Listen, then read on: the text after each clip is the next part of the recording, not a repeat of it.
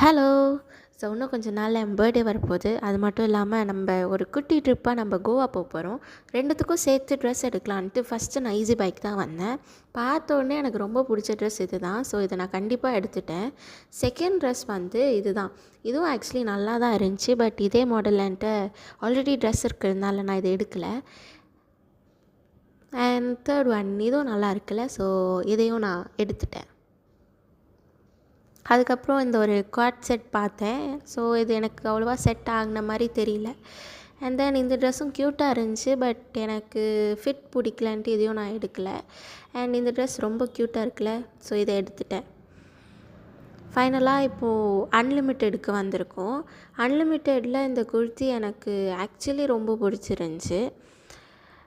But அதோட material நல்லா இல்லாததுனால நான் அதையும் அங்கேயே வச்சுட்டேன். அண்ட் தென் இந்த ஒரு குவாட் செட் ஆக்சுவலி எனக்கு ஃபிட் செம்ம சூப்பராக இருந்துச்சு. நான் இதை எடுக்கவும் செஞ்சுட்டேன்.